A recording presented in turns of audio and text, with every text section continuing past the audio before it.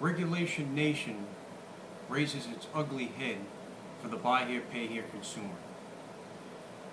Regulation Nation rears its ugly head again. In California, there are 3 separate pieces of legislation that are moving forward to stifle the free trade in the buy here, pay here industry. These new restrictions range from new licensing regulations to banning payment at dealerships themselves. These new restrictions will just hinder the buy here, pay here process and prevent dealers from conducting business in a free and open way with their customers. It may even prevent the credit challenged consumer from being able to acquire transportation. In many instances, especially with the current economic woes we are faced with a buy here, pay here vehicle is the only option for some people. Taking this option away by regulating these dealers to tiers will only burden the truly needy and deserving of this type of transportation. Oftentimes, government, in its misguided sense of responsibility to the public, will not think through their legislation and impose regulations and restrictions that only serve to make doing business more difficult and much more costly. We all know where the cost is going to be placed.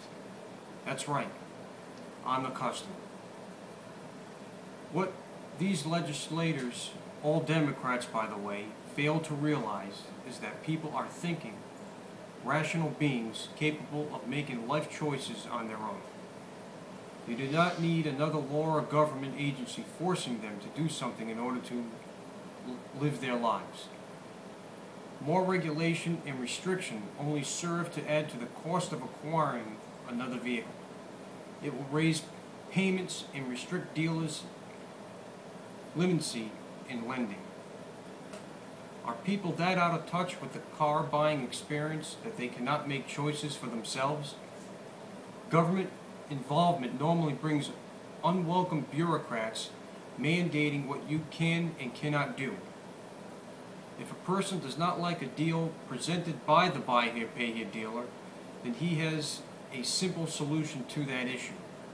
It's called walking away and taking his business elsewhere. That's what free people do in a free market. They have choices. They make decisions that they believe is in their best interest. People do not need a law to determine what is good or bad for them when buying a car. I'm reminded of the old adage, the road to ruin is paved with good intentions. That is the case here, folks. These legislative initiatives and others like it are just going to take a freedom of choice away from the people who need that flexibility the most.